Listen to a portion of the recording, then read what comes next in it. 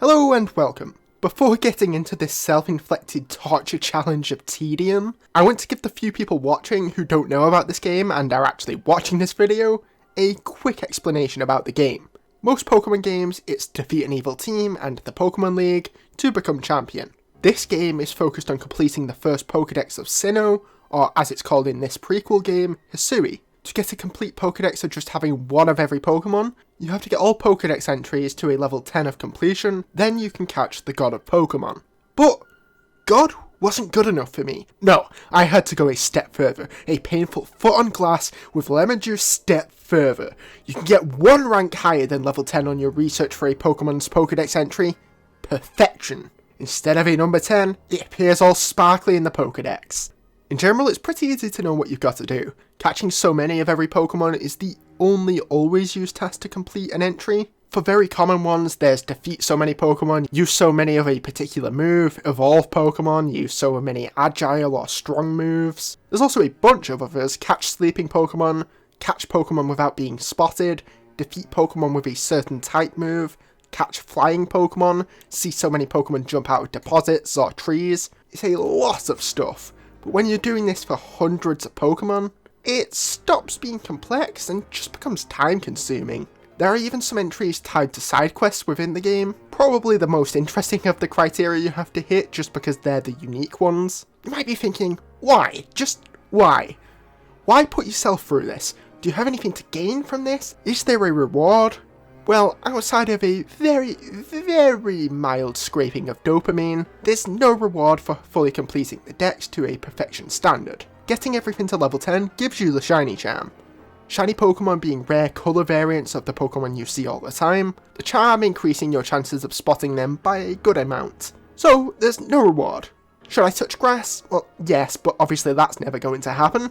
Stupidly enough, my motivation for doing this comes from a lack of motivation. As someone who has depression and anxiety, I've always had Pokemon be a comfort game. So no matter how tedious or infuriating stuff becomes within the games, it's never a kind of infuriating where I think, hey, wow, I should be alone with my thoughts and turn this off. I never want to be alone with those guys. I also have a very limited mental battery, both socially and just in general. I find myself only being able to do so much before my brain goes to mush and I can't think of coherent things to say. In comes Legends Arceus. Getting so used to the mechanics means I can switch my brain off from most critical thinking and play this while watching YouTube videos. Healthy? No. But I'll take it over being alone with my thoughts or just mindlessly scrolling social media and seeing posts that just make me sadder.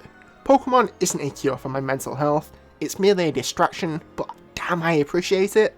Legends Arceus is split into different large sections to explore. As a result, the Pokedex is split into different sections too. An all Pokemon section, and then a section for all the Pokemon you can find in each individual area. I chose to use the each individual area list to help me get through this. Not only does it reduce the numbers drastically going into this, but when holding ZL on a Pokemon and opening the Pokedex, it takes you to that Pokemon's Dex entry on the overall list of Pokemon page.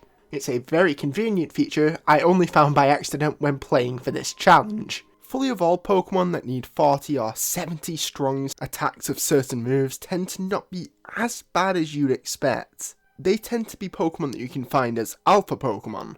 These Pokemon are higher leveled and typically easy to spot in the overworld. Though Crobat and Honchkrow were two I had to go out of my way to find rather than just run into the alpha forms for. Because these alphas are powerful, it means despite the sheer numbers you have to complete, they're usually strong enough to one-shot most wild Pokemon. Tedious still? Yes, this entire thing is at its very core, but I found these Pokemon not to be nearly as hair-pullingly aggravating as I think most people would expect. Garchomp needs 100 strong style moves though, what the fuck? There were a good amount of Pokemon which were very frustrating to complete the tasks of. This could mean actually difficult to accomplish, or just extremely boring and dull. Bonsly and Sudowoodo, for example, needed me to use Mimic so many times. Mimic has to mimic the other Pokemon's move, or it won't count.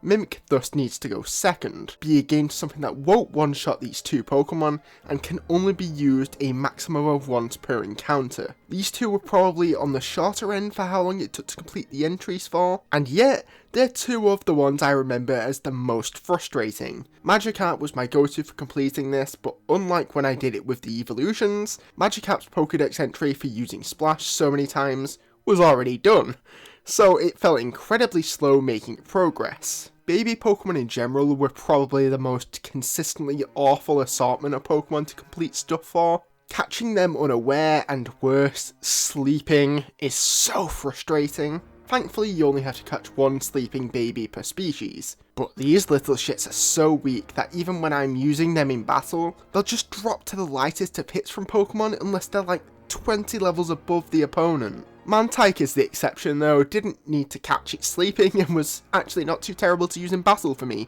The rest can go back in their mum's wombs though and stay there. These deaths would drain resources like revives and berries for healing because they'd be frequent. Outbreaks were a lifesaver for this challenge.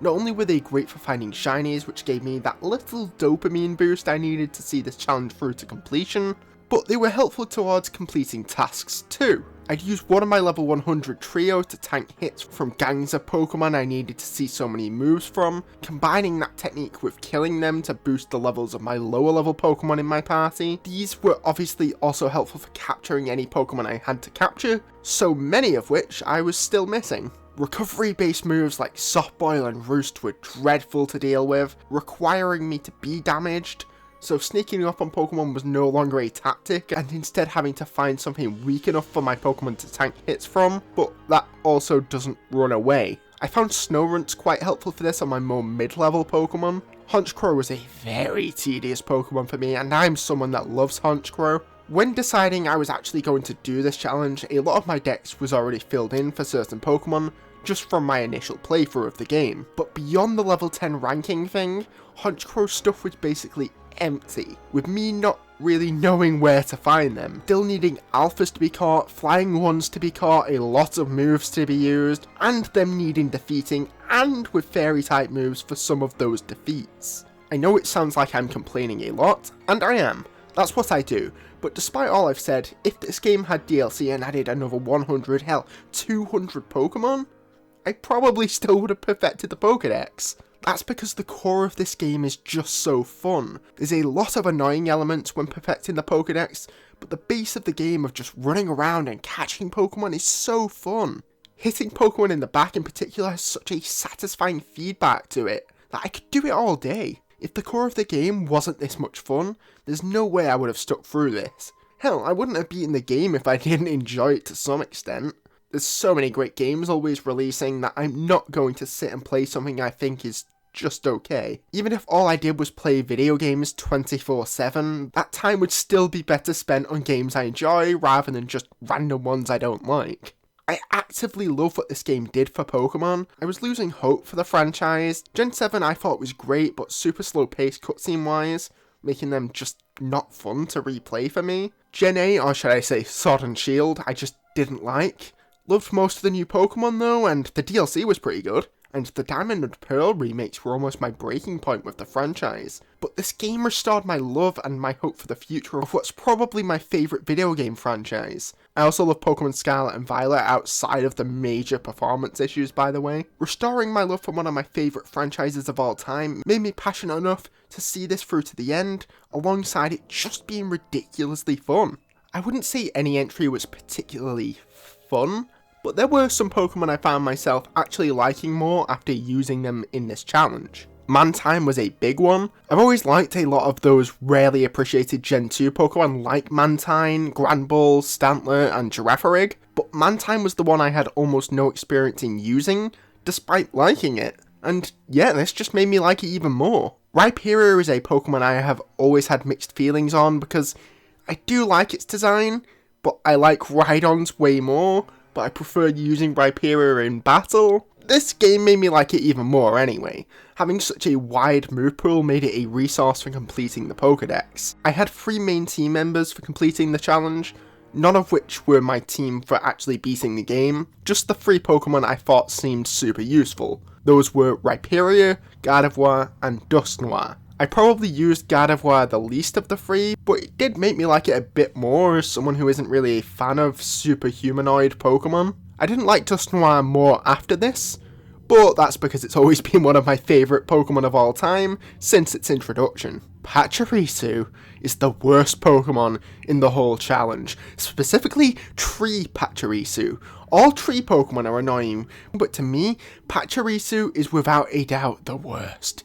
Not only does it only spawn in certain trees in the game, but those trees aren't always guaranteed to be shaking, so it's just about spending hours looking for a Pachirisu by going back and forth between the village and...